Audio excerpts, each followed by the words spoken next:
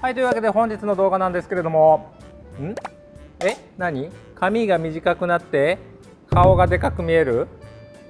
侮らないでね。でかいんです。ということでね、本日の動画なんですけれども、私 OSG さんにねちょっと相談いたしました。 BT30 って鉄削れないんでしょ、サス削れないんでしょっていう風にね言われるみたいな、アルミ専用機でしょっていう風に言われるんですよみたいな話をしたら、 OSG さんとしてもですね BT30 での加工っていうところに結構力を入れているということで、今回 SAS304 に対して OSG さんが BT30 で加工する SAS304 に対して工具をねご提供いただきました。今回はスピーディオの S1000X1 主軸がハイトルク仕様で BT30 仕様の機械で SAS304 を加工するにあたってこんな加工工具ありますよみたいな提案となっております。はい、で304といえばどんな加工があるかなとちょっと考えた結果、配管部品系が多いかなとかフランジ系が多いかなということで、フランジっぽい形の配管部品っぽい形のものを用意しております。こちらになっております。こちらを BT30 でも SAS304 バリバリ加工できるよというところでやっていきたいなと思います。今映っておりますのはスローアウェイドリル PDZ の直径 18mm のものが映っておりますと、SAS304 に下穴加工を行っていきたいなと思います。 PDZ です。 PDZ ってなんやねんっていうと、加工した穴底がフラットになりますよっていうのが一番大きな特徴かなと思います。304の一番いやらしさが出るのは穴開けかなと思いますので、一発目からちょっと緊張するな。怖さはやっぱあるよね。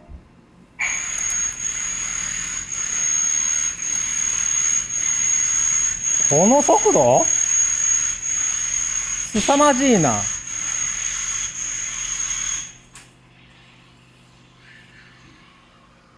この速度18%ですよ。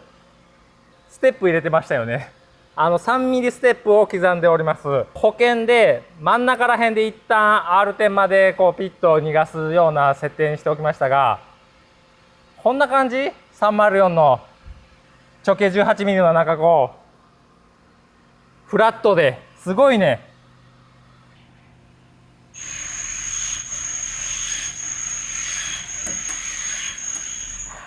すごいわ。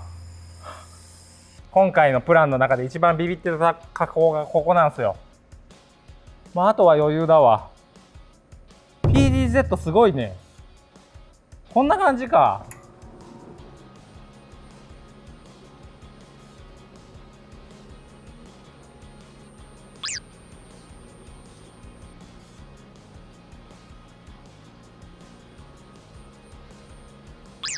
これはブレークしてないですけど、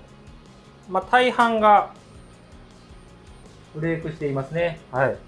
切り子の方、後ろに回ってちょっと回収してきたところ、ご覧の通り同じ長さのね、こんな感じのスパイラルの切り子が何本かありました。そしてこっちブレークしているのもあると。おそらく外刃の切り子、そして内刃の切り子だと思われます。即座に詰まるようなね切り子ではなくてですね、コントロールしやすく排出しやすいタイプの形で切り子が出ておりますので問題はないと思っておりますが、ただ深穴をノンステップでいっていいかって言われると、ここはやはりステップは入れといた方がいいのかなというふうに感じました。機械と材料と刃物のバランスを見てですね、ブレークする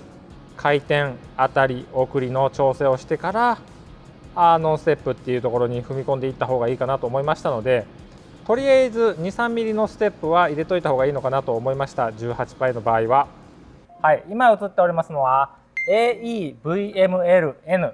直径 12mm 3D 仕様の波長のものになっておりますと、ニック付きでございます。これによって切り子が分断されて性能もそのままに非常に扱いやすいエンドミルとなっております。ではね、早速やっていきたいと思います。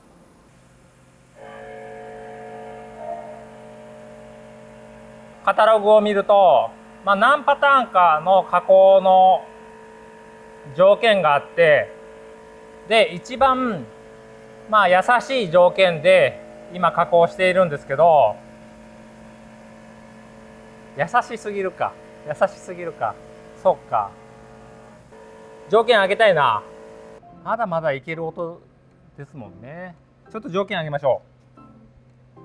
う。 AP 切り込みはそのままに AE 切り込みを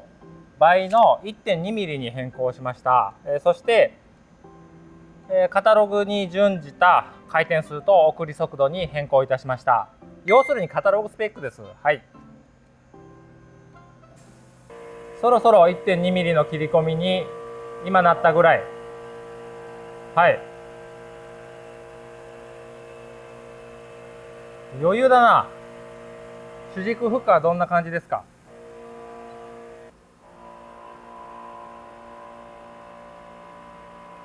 要するに平穏な加工ができているなという感じですね。高速高精度マシニングセンターと光合成ホルダーを使用し、強固にワークが保持されている場合の基準条件表ですっていう、ちょっと物々しい雰囲気が出ている条件を適用しておりますが、ご覧のように、軽快な切削となっております。今ね、どんな材料でやっているのかわからないと思いますので、こちらこんな感じの材料となっております。はい。顔がでかく見えるから材料が小さく見える？侮らないでね。でかいんです。ご覧のような感じとなっております。キリコが非常に細かく分断されておりますと、今テーブルの上にね、結構キリコが残っている状態なんですが、外部給油を使っていなかったからなんですね。で、それをね、こちらでちょっと確認していきたいなと思うんですが、はい。軽く水を当てるだけでテーブルの上から流れ落ちていくと、これはキリコの短さがゆえにあまり絡まないということですね。短いがゆえにバラバラと分断されて流れていくということで、分断されたキリコのおかげでテーブルはご覧のようにね、非常にすっきりとした状態で加工を続けることができます。繰り広げ加工をやっていきたいなと思います。ちょっと波長が足りなかったので2回に分けて加工していきたいなと思います。今センタースルーだけで加工している状態なんですけれども、20ミリちょっとぐらい切り込んでるはずなんですが、キリコの二重切削っていうのが非常に少ないかなと。バイスの脇からもりもりとキリコが、バイスの脇からもりもりとキリコが出ているのがわかるでしょうか。はい。これが可能なのもやはりですね、チップブレーカーニック付きであるというところの優位点かなと思います。はい、ここから先はちょっと深くなるので外部給油も使ってやっていくと。どうですかね、この安定感。キリコがね、こんな脇からもりもり出ていくことってなかなかないと思うんですけれども、可能なんですよ。N なら。はい。どうですかね、このキリコのはけ具合。素晴らしい安定感だと思います。私もキリコがもりもり出てくるのはもう分かっておりましたので、ちょっとした小細工としてキリコがね、効率よく流れていくようにここにアルミプレートのカバーをしております。これによって引っかかるところが少なくなりますので、キリコのはけが良くなると。こういったね、カバーと一緒ですね、意味合いは。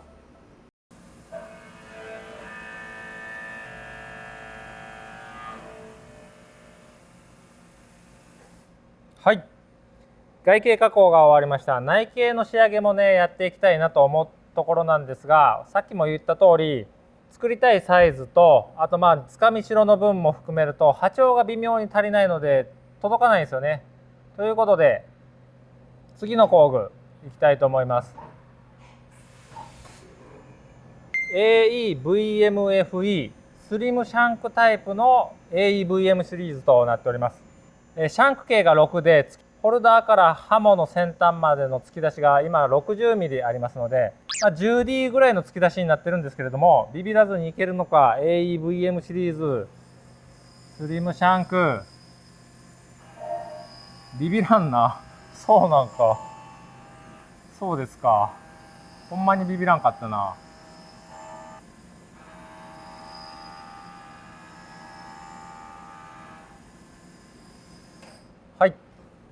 余裕だな。この6パイのシャンクの波形8パイの突き出し 60mm のエンドミルをビビらずに加工できる立ち壁加工で、いや素晴らしいなと。はい。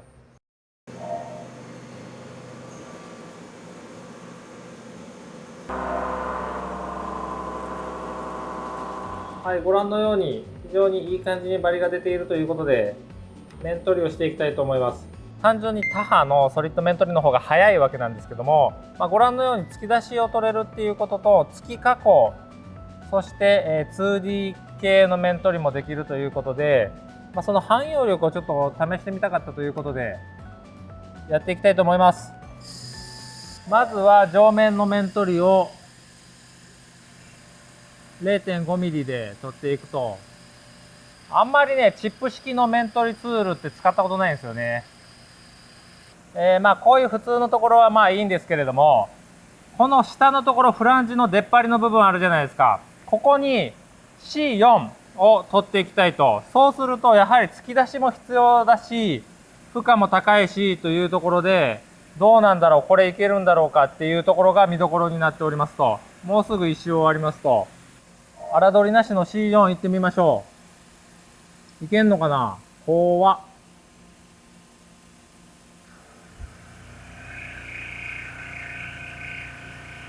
いけると。いけますね。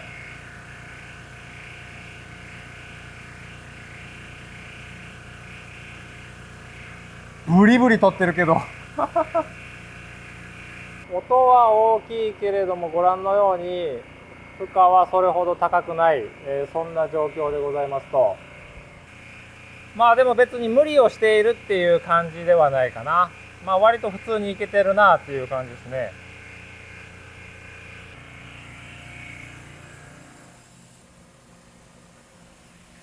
なかなかここまで一発でいけるとなると使い勝手がいいですね。はい。仕上げ加工。仕上げの C4。大きめの面取りってね、結構悩む時があるんですよね。C3、C4、C5 となってきてですね。結構小さい面取りから大きい面取りまでフォローしてくれるんであれば、結構いい感じのツールなんじゃないでしょうか。ご覧の通り、バリ返りなく、非常に綺麗に仕上がりました。チップ式でもこんな感じになるんや。そうなんや。っていう、そういう素直な驚き。こんなことしても、はい、指は切りません。なるほど。いいね。AD を指す 8D 仕様のものとなっております。5D と 8D の違いとして、パッと見た感じ、8D はダブルマージン仕様になっておるというところで、安定性をさらに上げたものとなっておりますと。SAS304 ですけど、大丈夫ですか？行ってみましょう。わ、怖い。怖い。お、さすが、さすがです、AD を指す。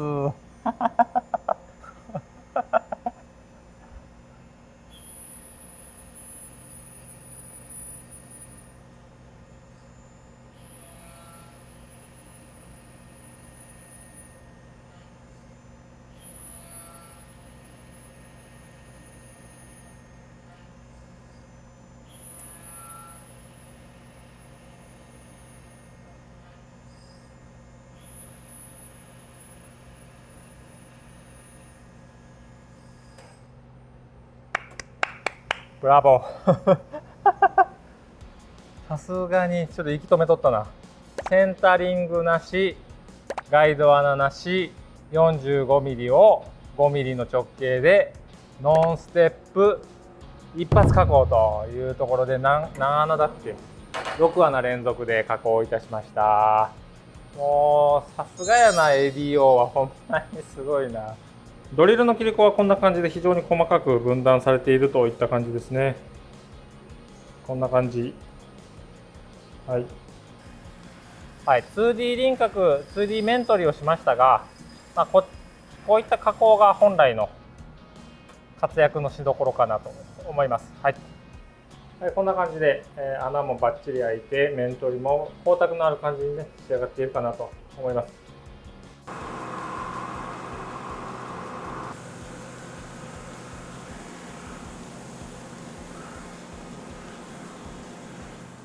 フランジのネジ加工でたまにね、私が思い出深いのは機関通で、なおかつ有効ネジ深さがそこそこ要求されてどうすんねんみたいな、そんなタップないぞみたいなところで、ある程度ギリギリまで穴底までタップを立てて、有効調足りない分はタップの頭を削って、でハンドタップで有効調をなんとかギリギリと加工していたっていう思い出があるんですよ。それをスレッドミルなら、こういった穴底ギリギリの肉厚1ミリを残した形で非貫通で M6 の加工をやっていきたいなと思います。前回はねスレッドプロを使ったんですが、今回はキャムを使ってみようかなというところでやっていきたいなと思います。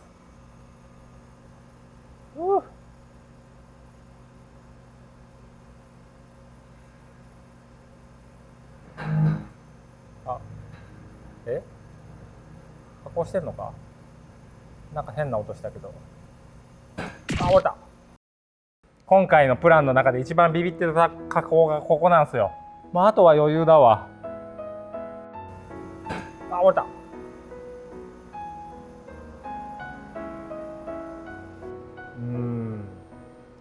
何か設定がおかしかったんだろうか。あとは余裕だわ。痛恨のミス。やらかしてるわけろはほんまに。M6 の内径に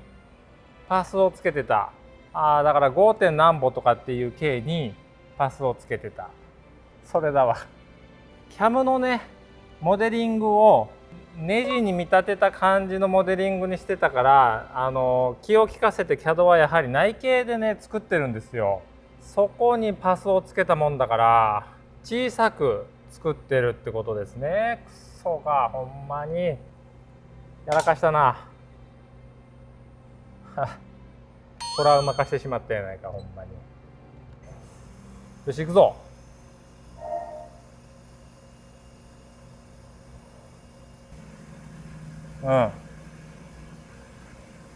ちゃんとしてるわやっぱり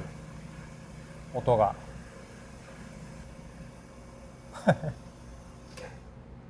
ちゃんとしてるわ。それは設定がちゃんとしてればいけるわな。申し訳ない。生きって提案しますとか言ってたケロがパスをつける面を間違える。情けない。というわけでね、皆様もスレッドミル、AT2 を使う際にはですね、非常に気をつけていただきたいなと。あくまでも外形にパスを内径谷山M6 なんで6パイの方にねパスをつけないといけないと。こちらの OSG さんのネジゲージでやっていきたいと思います。まずは通り。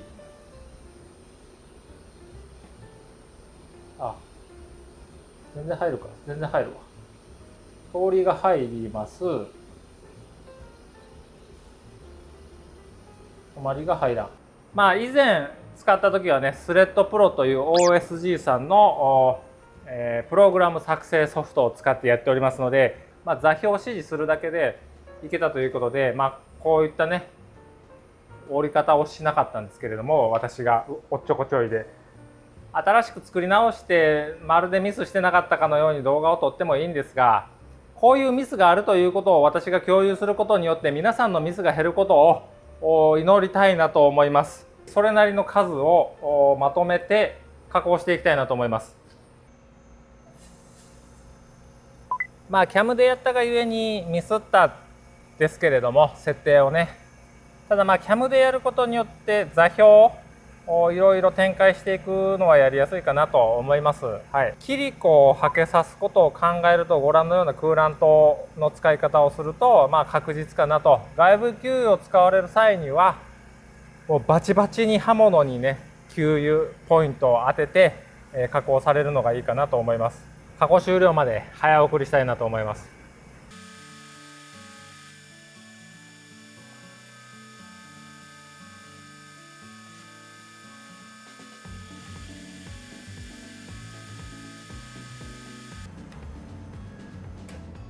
よし、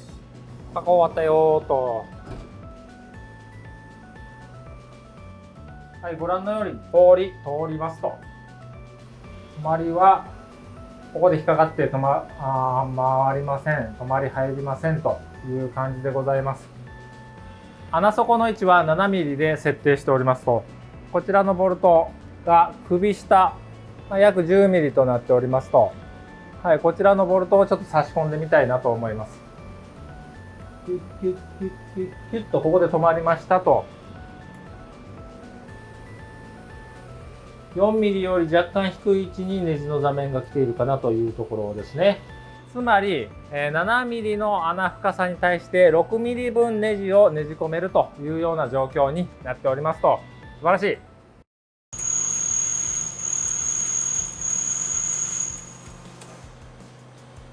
というわけで、PDZ で止まり穴を開けてみたわけなんですが、底面が非常にフラットになっております。中にはですね、中心にね、こうポコッと出っ張りができてしまってですね、処理がちょっと面倒くさくなるっていうところがあるんですが、 PDZ の場合かなりのレベルでフラットになっているということで、この後の加工が非常にやりやすい。ご覧のようにリーディングドリル的なものがここについているんだから、ポチッとセンターに押せばいいところなんですけれども、あえて使わずにハイスドリルでちょっと穴開けたらどうかなというところでやっていきたいなと思います。やっていきましょうかと。あえてね、はいはいというような感じで、特に問題なく開けてしまえると、フラットなんやったらいけるでしょうみたいなねところで試してみたかったというところなんですけれども、穴の面取りをしつつ、18パイの方の入り口を面取りしていくと、汎用的に使えるっていうところで非常にいいツールだなと思います。9ボールでございます。はい、穴の裏側のバリを取っていきますよと。はい、こんな感じでございますと、やっぱりね、サスの加工といえばちょくちょく出てくるのがテーパーネジというところで、今からテーパーネジの加工をしていきたいと思います。はい、やっていきましょう。 AT1 ワンパース加工の AT1 で加工していきたいなと思います。CAM でプログラムしようと思ったけど、さっき心が折れちゃったからやめておこうと思います。スレッドプロでプログラミング済みですというわけで、 PT2 分の1ネジを切っていこうかなと思います。補正値は昔ね、動画でやりました補正値が残っておりましたので、そのままいこうかなと思います。では加工していきましょう。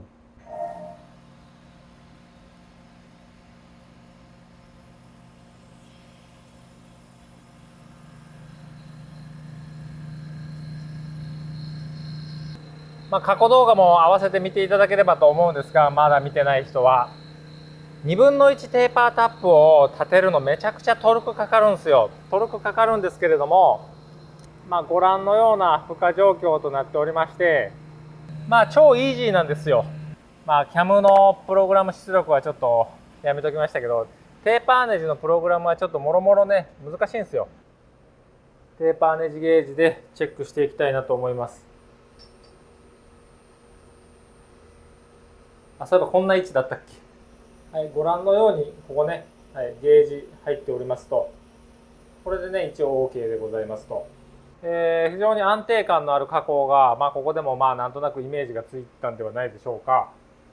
皆さんもぜひね、テーパーネジでお困りでしたら AT1 ぜひおすすめですので使ってみてください。そして、スレッドプロ使ってください。もう1点ねメリットがあるというところで、以前加工いたしましたこちらが AT1 で加工したもの、こちらがタップ、テーパーネジタップで加工したものとなっております。加工深さが圧倒的に浅い。こちらは一般的なテーパーネジなので、単ネジを使えばもうちょっと短く加工することはタップでも可能なんですが、こちらのワークの加工深さちょっと測ってみますと、トンと、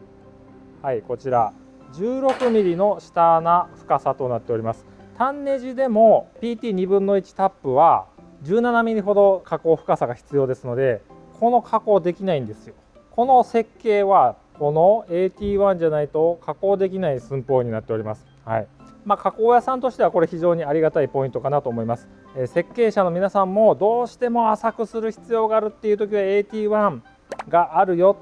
加工屋さんにちょっと工具費出すからお願いみたいな感じで頼めばやってくれるんじゃないのかなと思います。はい。下穴短くて詰まっちゃうんじゃないのか、そんな心配あるかもしれませんが、ちゃんと奥まで入りますし、底付きせずにちゃんと奥まで入りますよと、いうところで問題なく使えますと。非常にね、浅い下穴でも加工できます。はい。フラットドリルで傾斜部分の加工もやっていこうかなと思います。さっきね 5π でロングドリルで開けたところに交差する感じです。はい、分かりにくいけど最初はちょっと F 遅いんですよね。で速くなる。はい、次の箇所はさらに傾斜がねちょっときつくなって、正確な角度は分かんないですけど、ざっと30度ぐらいの傾斜角と、はい、ゆっくりからちょっと速くなると、ゆっくり入って速くなると、はい、ドリルっすよもう最近こういうの当たり前になっとるからすごいなと思いますね、本当に。はい、では9ボールでバリ取りやっていきたいと思います。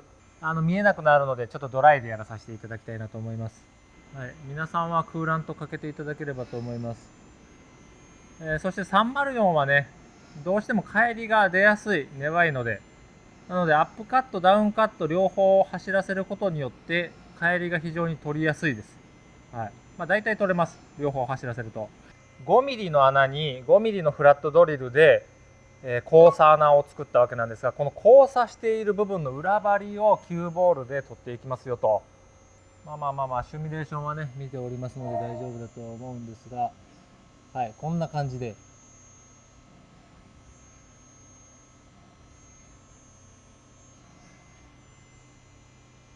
裏側の張りを取ってますと、見えないけどね、裏面はなぜ 5π だから。はい、ご覧のように裏張りも取れているという感じですね。はい、上側もご覧のように張りは取れているという感じですね。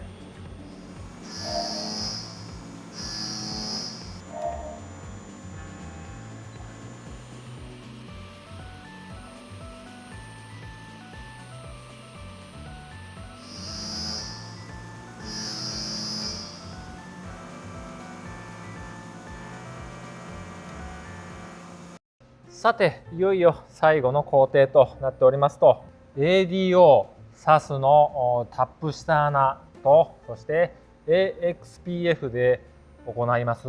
M3 転造穴という風なところで、ここら辺でフィニッシュしていきたいなと思います。何回もねうちの動画でやっておりますので、皆様ここら辺は見慣れたものかもしれませんが、改めてねやっぱいいもんはいいというところでやっていきたいなと思います。はい、さすがもう見慣れてるけれども AD を刺すはほんとすごいね。ちなみにこの今使っているドリルは普段私が仕事に使っております AD を刺すとなっておりますので、もう何穴かすでに開けているドリルで新品ではございません。普段使いのドリルで加工しているという形になっております。普段から M3 の下穴はスポットリーディング系、何もやってないと。はい、なのでここで M3 よりちょっと大きい面取りを穴に行いまして、センタースルーのクロスの出方なんか効率いいよね、このツール。 M3 タップでございます。はい、M3 のタップこれだけの数あってそのままひょいっと流す感じで皆さん加工してますか？ SAS304、全然余裕ですよと。AXPF、私普段そんなに緊張感なく M3 のタップ加工しておりますと。初めて使う工具も多かったんですが、ここはねもうずっと使っているのでドキドキ感もなく、これが平穏な日常となっております。そして最後この 3D 形状のところバリ取り9ボールでやっていきたいと思います。はい、微妙にねリューターで取りにくい形状かと思いますが、はい、ここはリューターで取れるかなと思うんですが、このフランジのところとからねリューターと干渉しそうですよね。はい、で微妙なこの角度のところとか問題なくと。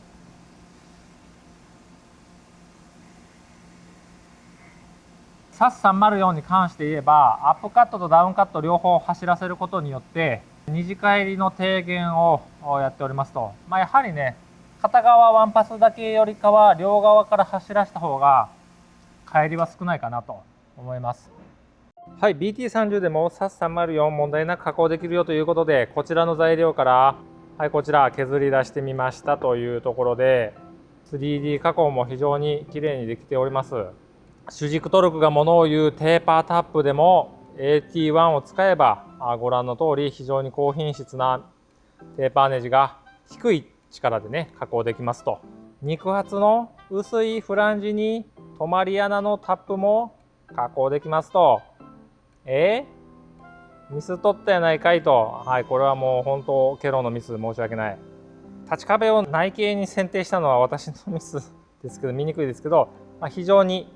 綺麗に仕上がっております。はい、あと見どころとしてはここの C4、この C4 一発で荒取りやっておりますので、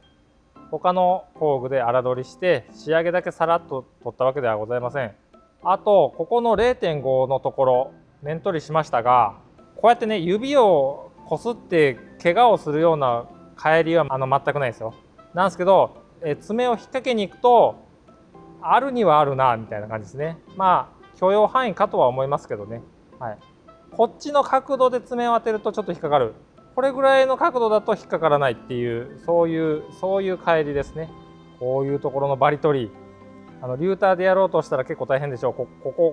こどうやって当てんねんリューターみたいな、この嫌がらせのような形状。今回の加工はね OSG さんのラインナップだけで加工させていただきましたが、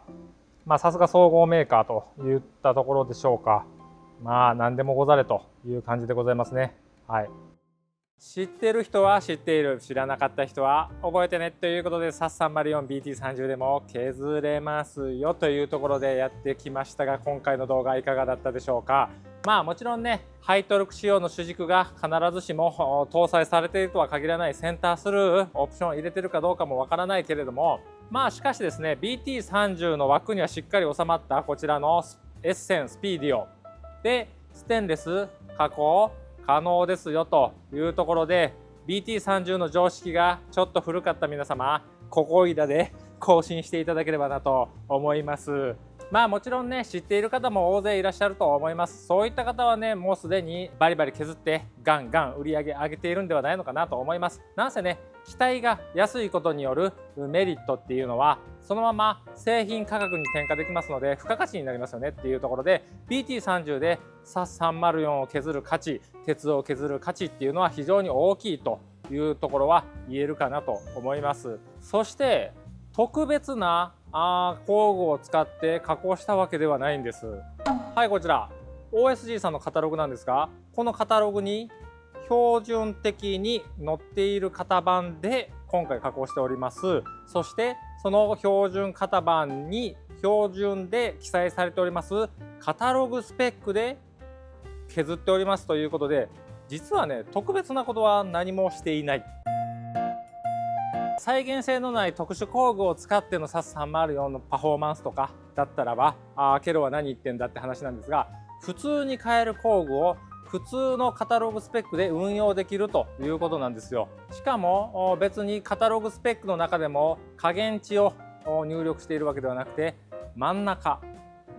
の条件でそのまま加工しておりますと。特別ね M3 とかあたりは普段使っているので条件を多少こなれる感じにしてはいますけれども、今回初めて使った工具とかはカタログ値の真ん中スペックで加工しておりますので、再現性は非常に高いのかなと思います。 AEVML12π の N 仕様のやつなんかはまだ条件的に余裕があったというところでは、カタログスペックの割と中ほどよりも上のところで運用することも可能になってくるんではないかなと、私は今回の試験でね実感するところでありましたと。はい、今回の動画のコンセプトとしましては、標準品を標準的なスペック条件で運用することが可能ですよと SAS304 に対しても PT30 は今そういう状況にありますよというところを OSG さんにご協力いただきまして、動画にできたという感じになっております。はい、というわけでね、今回の動画は以上になります。面白かった、参考になったという方はグッドボタン、チャンネル登録どうぞよろしくお願いいたします。というわけでご視聴ありがとうございました。